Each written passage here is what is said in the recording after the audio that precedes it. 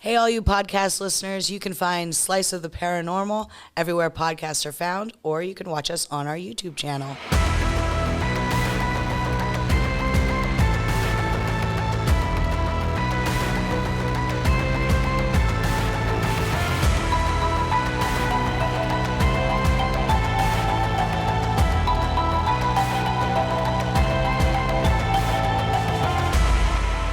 Hey, hi, hello there.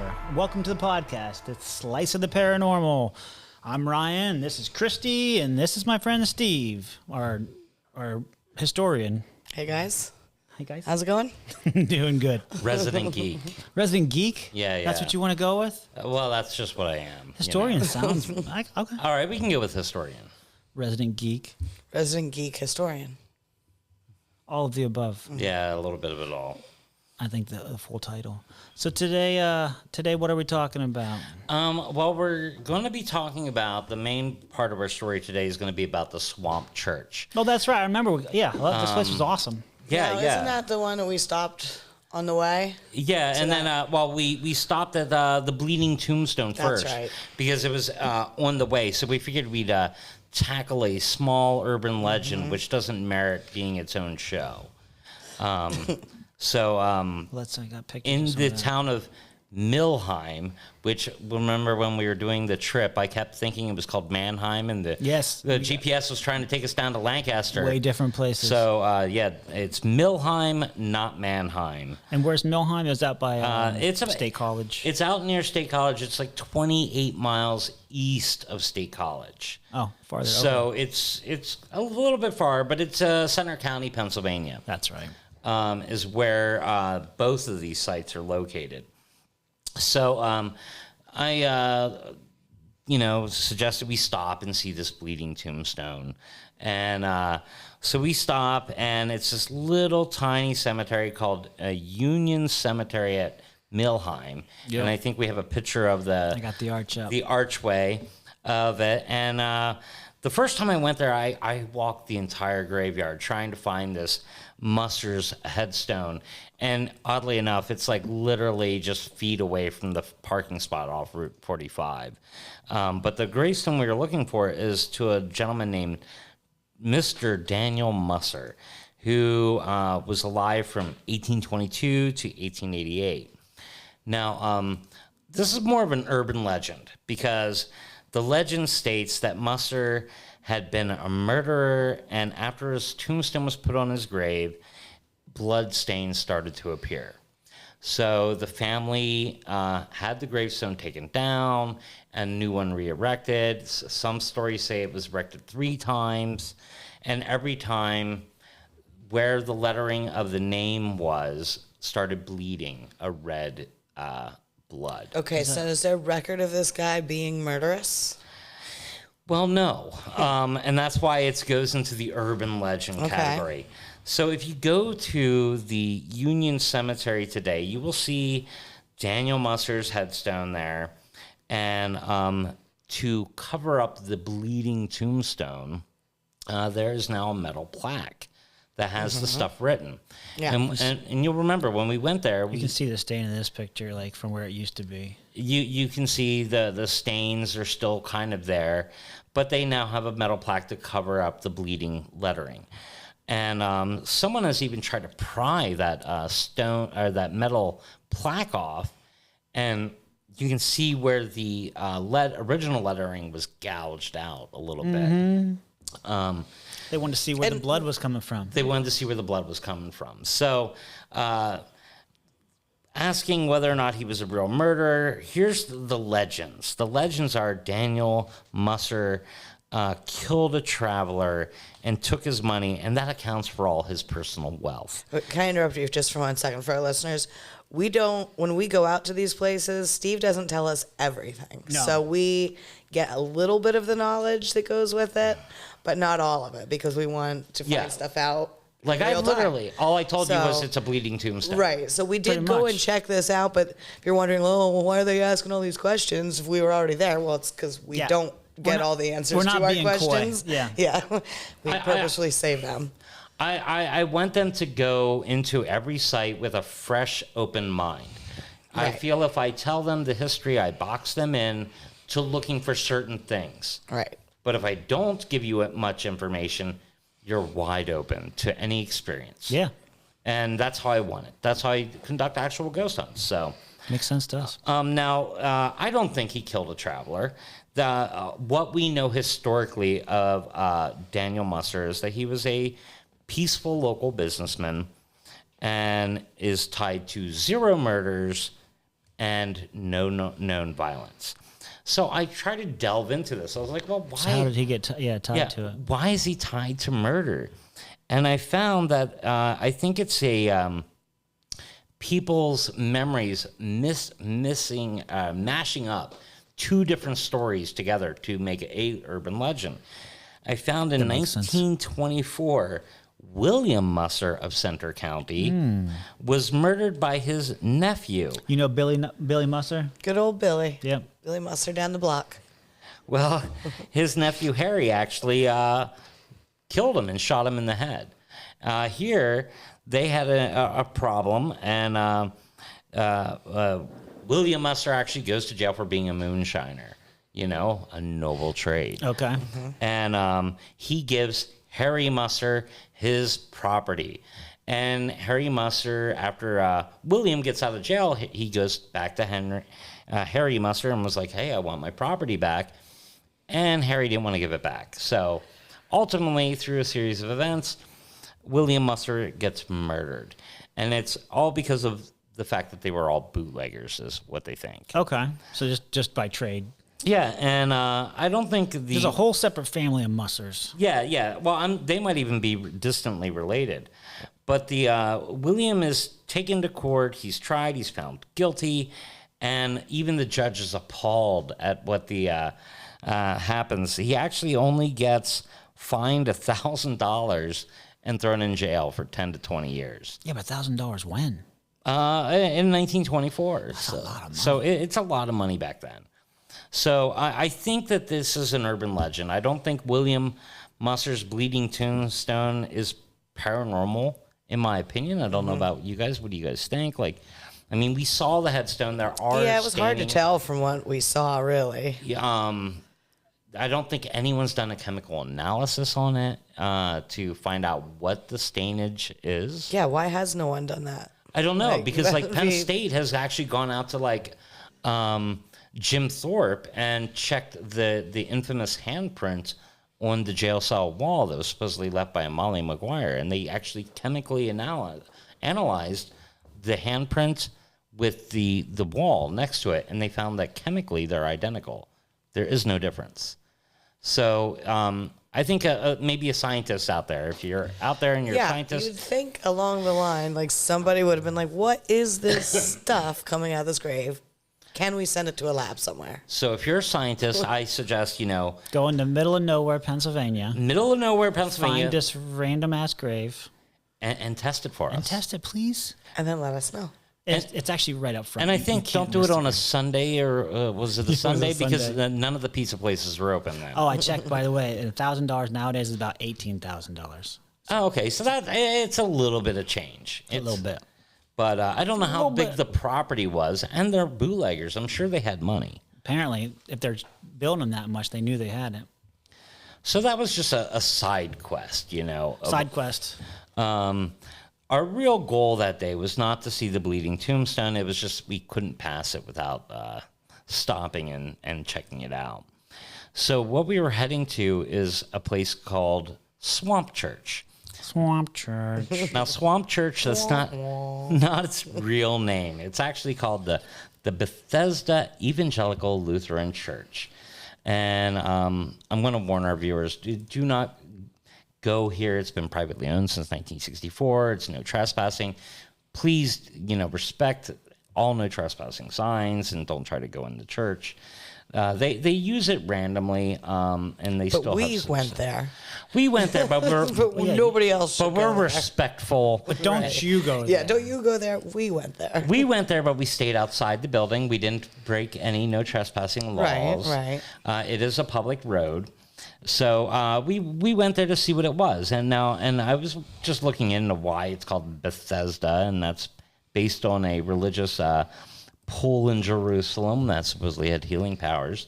But the place is called the Swamp Church because it's built in a very swampy area. So if you go to this church, the land around it's very swampy. I'm sure after a rainstorm, you're going to step in a lot of mud. And it's at the headwaters of the Penns Creek. Yeah, it was a little swampy. So when we get there, what really brought us there was the fact that there's ghost stories of the place. It's supposedly people have seen phantom lights in the building. People have heard ghostly whispers in the building and outside the building. And the church bell has supposedly rung on its own. Oh. Now, when we were there, I don't remember ever hearing a church bell ringing or anything like that. That'd have been cool. But the main story comes from, I was able to find out the first witnesses were Jacob and Rebecca Schultz. And there's a book called Pennsylvania Fireside Tales by... These are neighbors? These are neighbors. Yeah. Nosy neighbors. They were living in front of the church, and it was on May 3rd that they're sitting outside. What year? I think it's somewhere around the 1880s. Yeah. Is around the time that the Schultzes have this experience. Okay. But the story dates back from almost 20 years prior. But I'll get into more of that. Essentially, on a May 3rd, they're sitting on their porch and they're enjoying the cool, brisk air of a May night. And it's around midnight when they're sitting there, and they see a woman in black walking down the path to the church. The path that we were on? The path that we were on, right in front of the church. Mm-hmm. I think it might even be called Penn's Cave Road. Okay, yeah. And they heard her carrying a child, and they see her carrying a child, and they hear her calling the name Will, and it's kind of like Will whispering on the air. And there's a cold breeze. It's a dark night. I mean, you've been out there. There's not much lights out there. There's nothing. So imagine 1880. It's probably almost pitch dark except for the moonlight. Yeah. So they see this woman come down the hill and walking down the stone path, and the church is completely dark. She opens the door to the church. Back then, a lot of churches were left unlocked, so you could pray whenever you wanted to. And when she walks in through the threshold of the door, the lights pick up. Like candle lights? So like candle lights are illuminating in her path. So I have that same effect.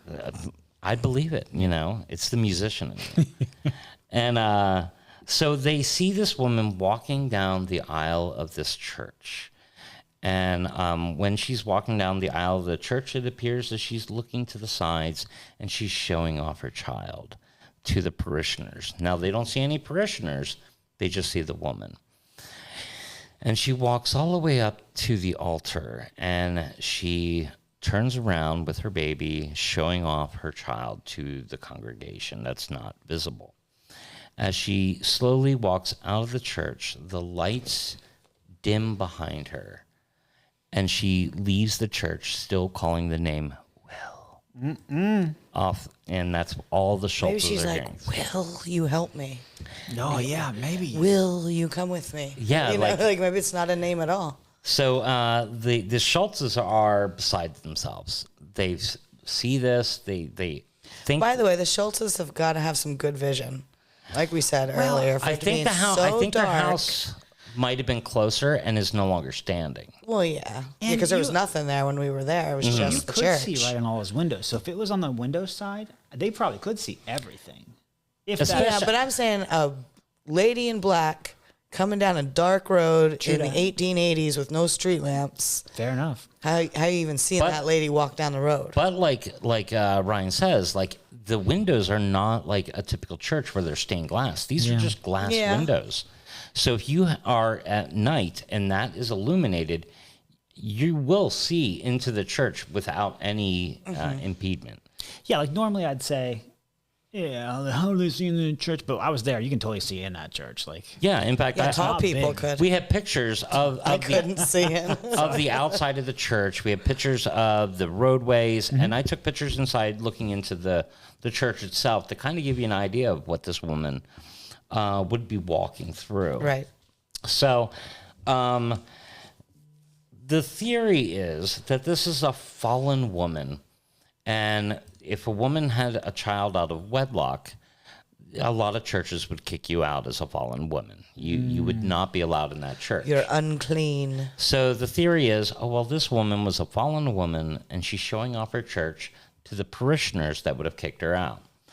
So some historians have done some research, and they were trying to find out who Will was. And you mean Will? Yeah, Will. Who they figure he was a Union soldier who she fell in love with and who joined up to go to war. His name, they think, is William Narr, and he was a member of the 148th Pennsylvania Infantry, and they think that he went to war, and, like a lot of young guys who go to war, you don't always wait till marriage when you sleep with the pretty girl down the street. So Not if you're going to go to war. Yeah, exactly. I might not make it back. Exactly. So this is the Civil War. This is he enlists in September 8th of 1862. So Okay. Men of that era, they're not much different than men of this era. You want something to long for and Give you a purpose. give you a purpose to get back home. Sure. You mean jack off to? Something. Basically. Someday, yeah.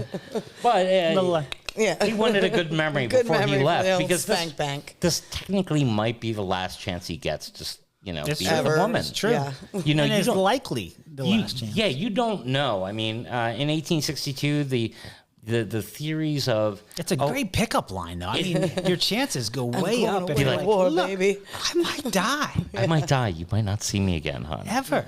Like, this is our chance. So I'm sure he used that to his advantage.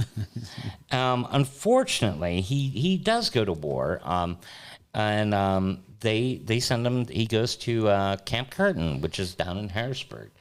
That was one of the largest camps where they trained soldiers.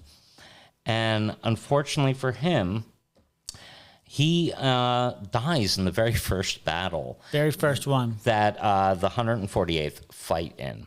You say it was William Narr. Is that like? Narr, Knarr. Oh, nice. I was thinking with a G, like gnarly. Gnarly. Oh, that'd be better. That'd be even better. Knarr's yeah. good, though. I like Knarr. Knarr. Just reminds me of soup. So the Battle of Chancellorsville is where he dies. And can you guess what day he died? May 3rd. May 3rd. Oh, it's starting to heat up here. So the activity at the site is supposedly picks up on May 3rd at midnight. So when we went, I brought some of my, some small ghost equipment for us to check out. And we actually have a video of us trying a K2 meter, which for those of you not familiar with a K2 meter is a meter that reads EMF fields, and it has a series of lights that can light up. And a lot of ghost hunters like to use it to get a ghost to answer questions. So my goal was, let's talk to the woman. Let's find out her name. Who's this forlorn woman, this fallen woman? Try to get some information. Try to get some info, because all we know about is William Narr, but... And we're hoping it's William Narr. We're hoping it's William Narr. There's, I think, 2 other Williams, but this William Narr is the one that lives closest to the Swamp Church. So he seems the most likely William. Candidate. Especially since the incident happened on May 3rd. So what did we take? We took a spirit box or... We had a spirit box, which is essentially just radio that's designed not to stop on a channel. It just scrolls through. And the theory is that ghosts can sometimes pick up random transmissions and use it to create speech. So we had that playing, and we had the K2 meter propped up against the door that this... And K2 meter picks up, just for our listeners... picks up just the EMF fields. So electromagnetic frequencies. Now, an EMF field is created by many things. All your electronic equipment creates EMF fields. The Earth itself is a spinning magnet, so it creates EMF fields. It's something that's completely around you at all times. And, there's a lot of people that are on the fence of whether or not, you can use it to detect ghosts or not. Especially if you're in this room, it's hard because you got all this electronic equipment. At the Swamp Church, though, we had no bars on our phone. We had zero bars on our phone, which is why more than likely we weren't getting good evidence with the spirit box. Right. Yeah, because that was basically just static. It was pretty much static. I So didn't think about that. when we play the video for you, you're going to hear the static, but you don't get much of anything else because we're literally, when Ryan said, we're in the middle of nowhere. Yeah. I mean, that's where we were. Yeah, literally. Nobody got any calls while we were there the whole time. No. No messages. Well, let's play it here for a second. See. All right.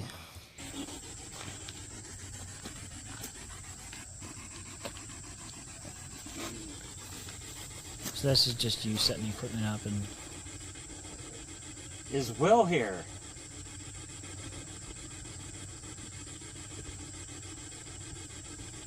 I've heard that the Swamp Church is haunted by a woman that had a child out of wedlock. If you're here, can you light up the K2 meter to let us know that you're here?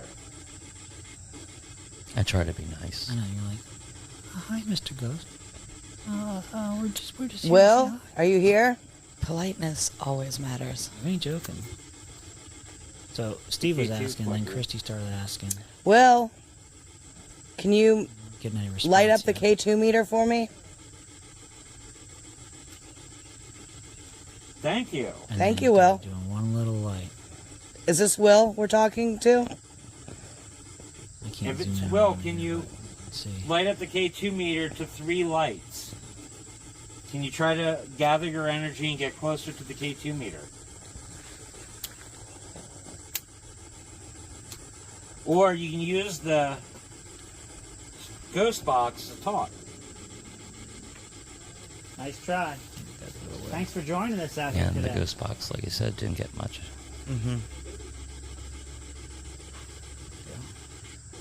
I have to lift it up. I can barely hear it. Yeah. So you're trying to pick it up to hear it a little bit better. So, Will, did you die in the Civil War?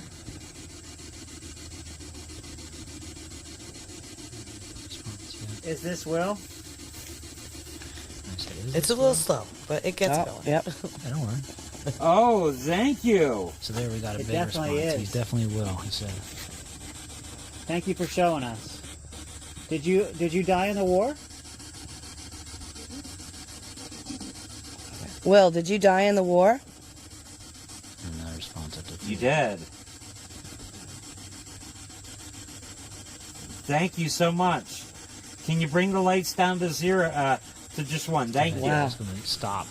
So he knew when Now, to Will, say. my ancestor was in the 148th Pennsylvania Regiment. Is that the regiment you were in? If it So is, asking can about you light it up? regiment he's in. Which one was this, Steve? Did you know Ephraim Klinger? He said, yeah. He finally answers yes. Let me Yes. pause this real quick here because... Okay, thank you. Thank you very much. So, Steve, you have a direct connection to that.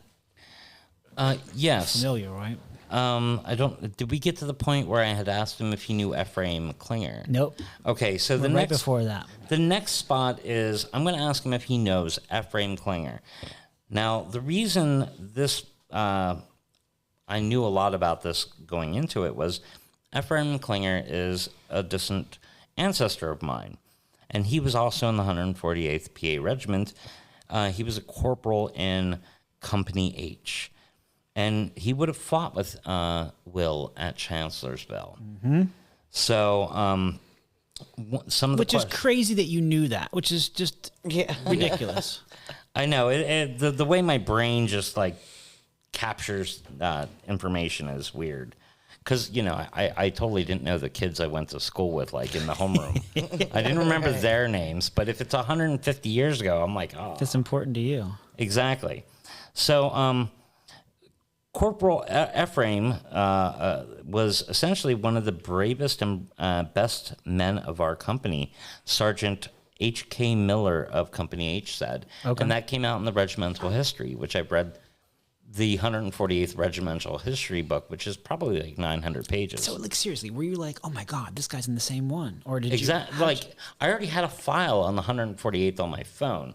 Oh. So I could then go through and I could tell you that. I could see his brain like short circuiting as he read. He's like drawing the connection. Like this guy dies at the Battle of Chancellorsville, May 3rd. And Ephraim, after Will's death, goes on to Gettysburg, the Bristow Campaign, the Mine Run Campaign, the Battle of the Wilderness, and then he gets to the Battle of Spotsylvania Courthouse. Now, this is where Ephraim's fortunes take a dark turn like Will's.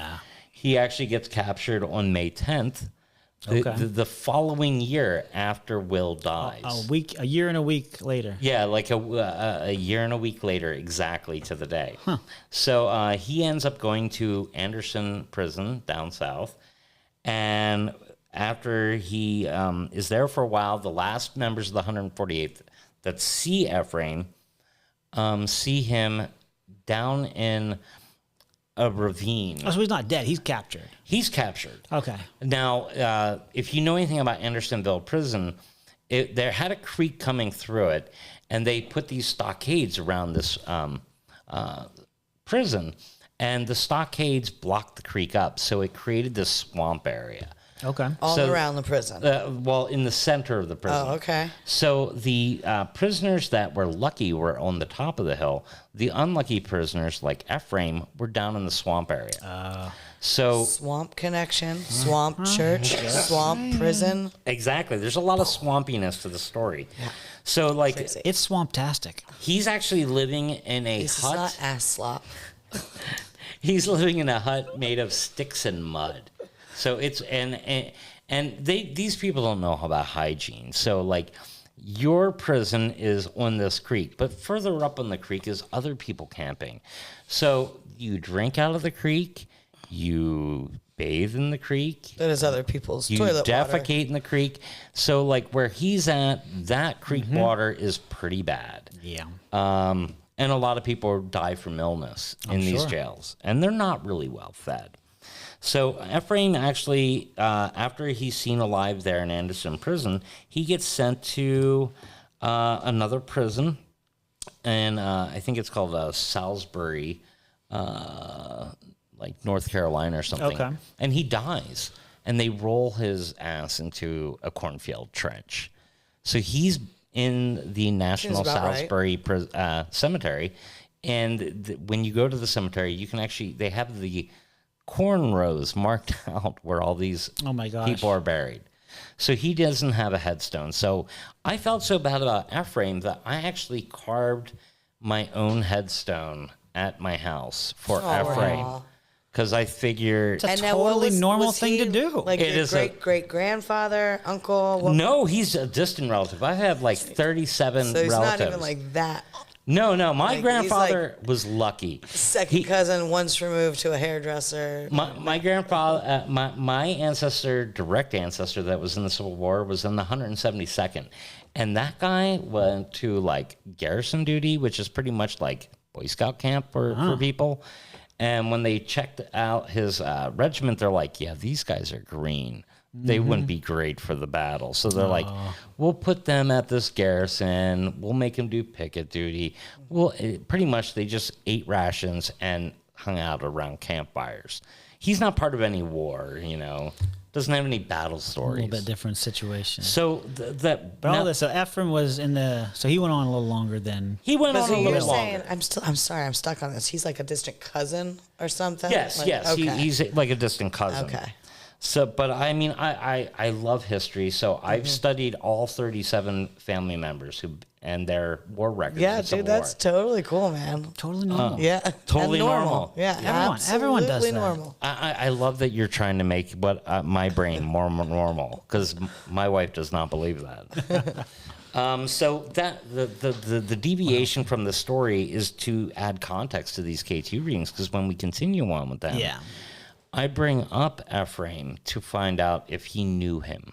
And it seems like when we play the video that the responses, instead of just being like 3 lights, they start going all the way up. Yeah, you're getting pretty crazy. Really excited about that. Because he first starts responding to you, Christy. Right. And then once we mention Ephraim, it goes off the hook. Yep.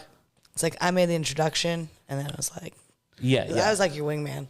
Yeah, you were totally my wingman on that Yeah. one, because like I first asked the questions, and I was really sweet, but he wasn't answering me. But like a good Civil War soldier, he's going to answer the girl and not the guy. Like, who cares about this dude? Well, let's watch a little more of it here. Now, can you get the lights back off? Thank you. Oh my gosh. Ephraim, I don't know if you know this, he got captured and he died in a Civil War prison. Oh, see that? That was just him. Now, did you die in a prison? No. Did you die in battle? Can you light it up the K2 meter to tell me? Wow. Will did die in battle. Wow. You're a hero. He did, right? That's You were a hero. He died in battle. Thank you very much, Will. To see if he'd answer correctly. Thank you, Will. And none of us blame you for having relations with that young lady. We all had relations before marriage. Absolutely. We're also sympathetic to his like ghostly needs. If you like we're all fornicators at heart. Would you have married her? Like, dude, we get it. Would you have come back and married her? You would have. Oh, that's a big yes. So this is. Thank you so much, Will. It's crazy that you had to tell him to. I knew you were an down to it. honorable Like, man, and you love that girl. But I love that he would take the lights down. Have you been able to reunite with her? Right. So that we could ask the next question. Yeah. And it's an intelligent response. You know what I mean? Exactly. It's not just random. And to prove it was an intelligent response is one of the questions was, Will, did you die in a prison like Ephraim? Yeah. And he didn't answer. No answer. Zero. There was zero response to that, which I knew was he did not, because he dies in the Battle of Chancellorsville. Mm-hmm. So You tried to trick him. I did try to trick him because I want to validate the answers we do get. Yeah, I appreciate that. Let me tell you right now. I know we've been talking about this for a couple of minutes, but when we were in this moment, the hairs on the back of my neck were standing straight up. As soon as we got that first response, I was like, okay. But then when he let it up to 3, when you started asking, yeah. And what also been was the same strange, since. it was broad daylight, sunny, wasn't anywhere near stereotypical, like, creepy, ghosty true environment. story. Like, yes, it was swampy, but it was summertime swamp, so it was vibrant and full of life. And then we get this kind of response middle of the day that's kind of, I've never experienced anything like that before. I didn't expect to experience And that was anything literally like the first time we ever whipped out any of your ghost equipment during these investigations. Yeah. So I thought that was pretty, I don't know, I hope we're not spoiled for future endeavors. I mean, yes and no. Like, it's great when it happens. Mm-hmm. And one thing I find interesting is that you guys mentioned that the when you experience some paranormal things, I don't know if it's an aspect of body physiology or if you're experiencing the surroundings, but everyone mentions that they feel electric or the electrical charge changing, that the environment changes. It was a very nice warm day. It was very sunny, nothing scary. But once we started getting that, you felt a change in the environment, and you're not wrong. You feel like you can almost sense the presence. So it was interesting for me. I've been on hundreds of ghost hunts, but to see 2 people that have not played around with a lot of ghost hunting equipment, getting your chance to experience that firsthand, it was actually nice to be able to see other people experiencing it, because it's hard to explain to someone else that has not experienced like something like that, you know. But once you've done it, it's like, oh yeah, I totally get it. Yeah, you ain't. Yeah, no, it's definitely been one of the coolest experiences I've had in a while. We're like, oh my God, you should see what happened over there today. Should have been there. We got it on video. And you guys are going to get more chances because obviously, you know, my ghost hunting team, we're going to invite you guys on to ghost hunts. And here, even in the studio, we have an investigation coming up. That's right. So we'll be doing that soon. So we're going to be doing that investigation and have even more ghost hunting equipment. Way excited. So. Well, let's do a little bit more of this video here. All right. I think he starts slacking. When you start quizzing him about the girl, he doesn't seem to want to answer. Yeah, I was trying, like, one of the goals was trying to find out the girl's name. Right. Yeah. Because we have William Narr's name, but we don't know the woman. If we find out the female's name, think about how much that could open up in research. What happened to her? Did she move? Did she kill herself? I mean... So if we already got him talking, might as well ask him. Yeah, let's continue get some with the information. video. Let's see what he says. Now, Will, if there's a message you can tell us, and we could try to let this woman know that you loved her.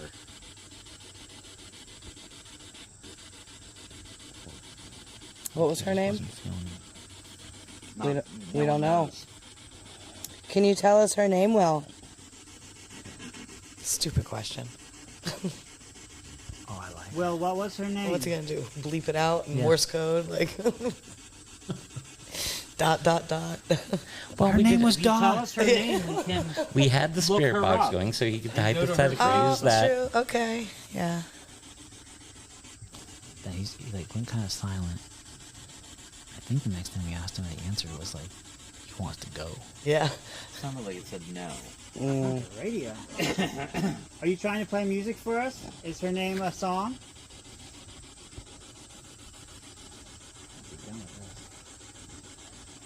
Yeah. Are you done with us, Will? Well, if you want us to leave, can you light up the K2 meter to let me know you're done talking to us? Okay. Good. All right, I think Willow's done.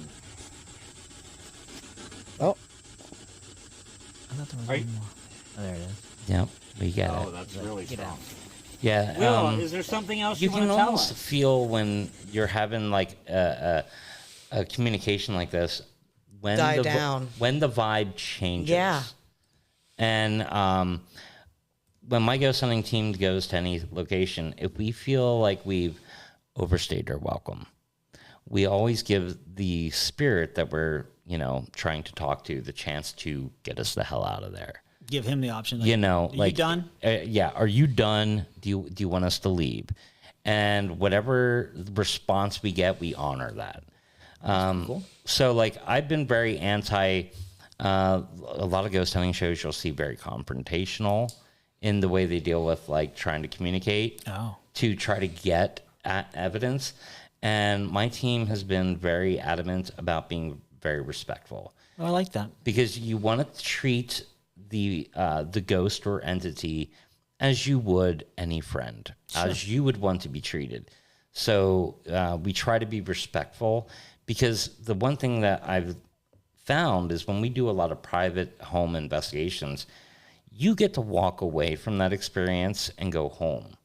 Someone's living there, and they're left with whatever Yeah. you So if you rile get them up. all riled up, If they're you get gonna them all be pissed riled up, off, and they're going to be upset. Yeah. And maybe like here, if we piss them off at the studio, they're going to stop our mics Yeah. from working. and maybe make a whole bunch of electronics go weird. Yeah. Exactly. And so we don't, we never want to leave a wake of angry ghosts. Right. Plus, I don't after really an want to get investigation. scratched and stuff, you know? Like, I've seen the ones where, like, punch me, bro, you know, like, to the ghosts. Yeah, Like, yeah. Punch me, bro. Or Yeah. Can you go scratch this person? Yeah. I'm good on that. I don't man. need any ghost violence. No ghost violence. Yeah, like my goal, I mean, obviously I've had my ghost experience. I've told you guys about the Priestley house and that. So my goal has always been to try to be respectful and try to find out what I can learn that isn't, just available for me to learn online or in books. And you also enjoy debunking things, just for the people at home. I do like debunking things. If you believe in something, it's kind of means a little something because you would rather debunk it. I'm a hard sell. Yeah. When I go into a house and someone's like, "Oh, I'm hearing noises. I'm hearing voices." Yeah. I was investigating a house and I looked at I'm talking to the woman at the table and I look over and there's a radio. And the radio is not turned off. It's turned down to level 1. Oh. So if you ever have experienced a radio that's just on, like your mind will extrapolate the random noises. And there's this concept called pareidolia, where it's usually visually, where your mind makes sense out of disorder. Okay. Your brain is designed to do that with visually. Sure. Like how you see faces and leaves of trees and stuff. Yeah. You wanna dazzle a What's baby. that called? Pareidolia? It's called pareidolia. Ooh, I love that. You take if you want to name my next dog that. If you want to dazzle a little baby, Pareidolia. just draw 2 circles for eyes and a line for a mouth. Yeah. And you hold that paper up. The kid sees a face. Yeah. I would see And a they face will too. follow that. So the same thing is with audio. I see faces everywhere I look. Exactly. It's probably a mental illness of some sort that we all At share. this point, Christy, you're a little bit mentally ill. We're just going to come out and say it. Well, I'm the same way though. Like if I look at wood grains, I mean, That's what I mean. I could draw pictures. I'm one of those people that can look at clouds and be like, "Hey, there's a donkey." Right. Oh, so you're artistic. Okay. Or in the wallpaper and the patterns, I'll see. I think it is. I think madness and art history is pretty similar, and it's not too far removed. And genius. Don't forget genius. And genius, that's close exactly. in there too. I'm not just crazy. I'm a little bit genius. Right. Well, let's get back to our story here. What are we? We're a little off track. A little Are bit you off saying, track. Ryan? Let's pull us back in here. Okay, so sorry about that. No, I think that might have been my So fault. we asked him. He's talked about it. What's really going on here? Because we did talk to something. We think So I mean, I think we were getting intelligent responses from Will Gar. from Will Nar. Sorry, now I'm all yes. screwed up. So Yeah. why do you think we got Will and not the woman? That's been bothering me. She's the since, ghost. Yeah. Why'd we Since get him? she's the ghost, why didn't we try to get her first? Well, we did. We did try to get someone there, and then I'm wondering if she has only been seen on May 3rd. We should go back If on May 3rd. if we should go back on a May 3rd and see if we can contact her. Yeah. I don't know if there's if she only comes by once a year, and that because we did ask, one of the questions we asked is, has he seen her? Has he run into this woman? Oh, yeah, and that's right. he In the afterlife, he said no, right? he said no. Yeah. And that's why we had asked if he could tell us her name, so we could try to relay the information that he loved her. Because I think it's a very sad story. It is. It's quite tragic, really. If he would have like lived, so many women's stories of back then were. I mean, there's so many soldiers, hundreds of thousands of soldiers left at the age of 18 or 16 and never came home. So I think that this is just one story, but there's thousands of women that had this same experience where the guy goes off to the Civil War and he never comes back. And some of these women never marry. Some of them, if they were... Sure. So do you think this could be a case of actual, kind of like a group collective consciousness thing, making, you know what I mean? Because you're saying there's so many that could have happened to. It's could hard to have say. Manifested into this legend. But then we got the response on the K2 meter, which kind of just... I don't think it's like a stream of consciousness. I think some areas can be completely saturated with that. Like when you're dealing with places like Gettysburg. Oh, yeah. Where so makes many sense. people go there and you go there and you mourn. And people have been mourning there for over 150 years. Yeah. And not only are these people reinvigorating the ground with this mourning and thinking about what had happened on there, but you have 50,000 people that either died or were wounded or just plain disappeared. It's a lot of people. In that small span of ground.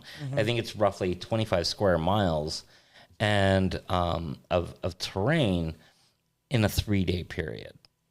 So I think there you have like a compounding of that kind of activity. Yeah.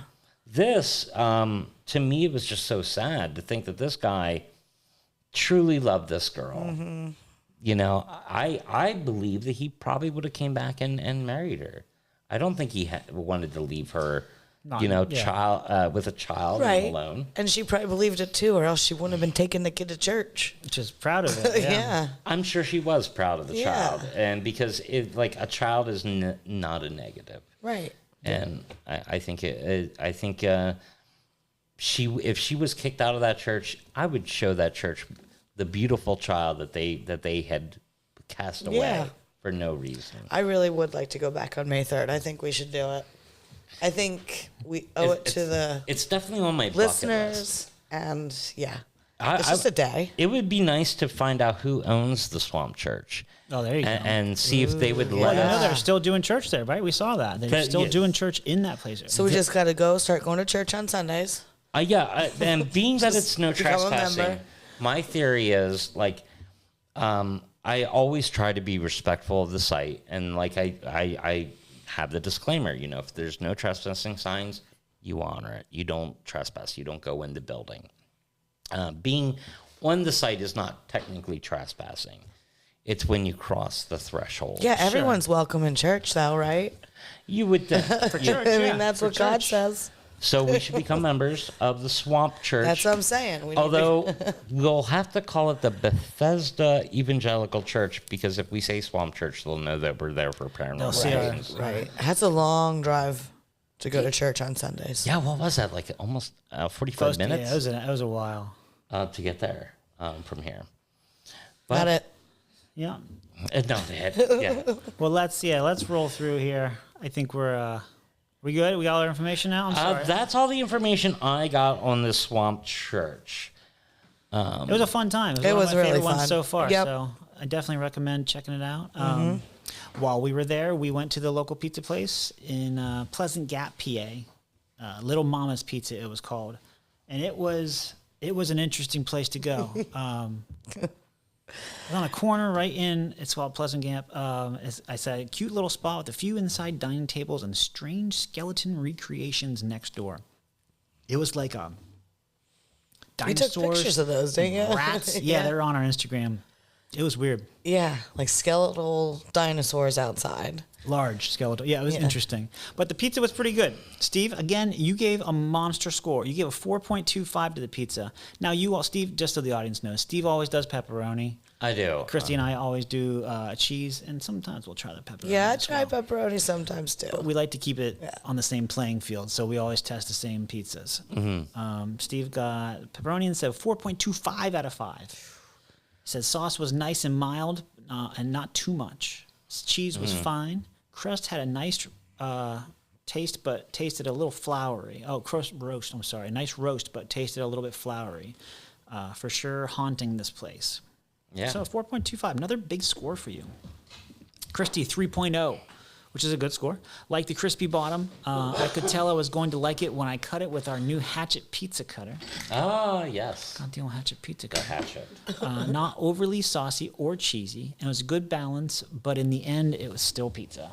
You said you'd haunt it. Yeah, I totally would.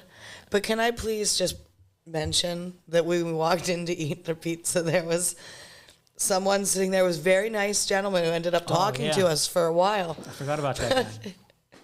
He was literally sitting there He had like with 3 plates of food when we walked like in. 3 entrees in front of him. I got a hoagie, lasagna. a side salad, And it was all for him. calamari, And then he ate it. a lasagna, and he sat there and ate all of it. He wasn't a big guy either. No, that's what really upsets me.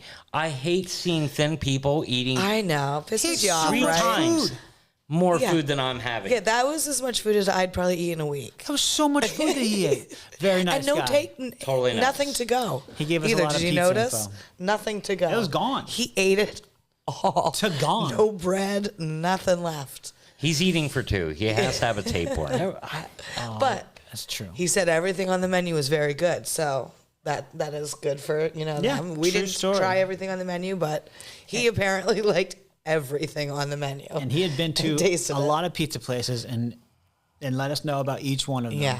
And if I remember correctly, didn't he also tell us that the building that is down the street from the pizza shop was he gave us a haunted story of that. That's right. That's right. Yep. So we went out and I took a picture of the building down the street. I forgot all about that. So he gave us a little bit of a haunting lore. I mean, whenever we go to these places, we ask them, so is your pizza place haunted? Yep. You know? Yeah. Got any stories? It's been so cool. I think the response, everybody wants to say something. Everybody has a story. Everybody wants to talk. It's pretty cool. Yeah. People are very interested when we tell them that we're part of a podcast. Yeah. We're sampling their pizzas for the podcast. Yeah. So. Well, we usually don't tell them until afterwards, unless we have to. Just that one time we did. I forget who it was. Well, we don't want them to like spice up the pizza more than they would normally. We want the average pizza, and then when we're about ready to leave, we explain to them what the heck we're doing there. Everybody knows the rules. One bite. Yep, one bite. Then we take the whole piece. Yeah. Mine was not as good. My ranking was lower, or I said 2.25 out of 5, which is not great for me. Tangy sauce and had a crust, and the crust had a good crispiness, but was too thick for my personal liking. Wait staff was very nice and shared personal ghost stories. This pizza was not my jam, but I would haunt this place just to try some of the other food we saw being ordered by There that we one go. dude. One guy in the. And it was also a very small dining room. Yeah, too. not big. It was like maybe smaller in this room. kind of trapezoidal shaped, and It was weird maybe because 3 someone booths. had to go to the bathroom. Like you almost had to like squeeze Out of the by way each for that, other Yeah. to get to the bathroom. Yeah. The place was nice, though. It was, and it made it memorable. You know what I mean? We remember it. I would very like to well. try some of their other stuff. Me so too. If we're ever in the middle of nowhere again. Well, like I suggested in the past, if we can't find a pizza place that's open, we might have to actually try a slice of pie or something, you know. Slice of apple pie. Like apple pie or cherry pie or something, because on that trip in particular, we had to drive quite a bit to find a pizza place that It was a good open. 10 minutes, yeah. So we could have got off a lot easier if we just tried a slice of some other pie. I'm sure sooner or later we're going to have to. At some point, yeah. We haven't had to delve down that path yet. We'll get there, though. I think that's about it. If you enjoy, if you have any information about the Swamp Church, you've ever been there and want to share some stories, personal stories with us, we'd love to hear them. Comment on our video or our podcast, like, subscribe, all that fun stuff that all people say all the time. I think that's about it on our end, right? Sounds about right. All right, join us next time you crave a slice of the paranormal. This podcast was produced by Stone State Entertainment.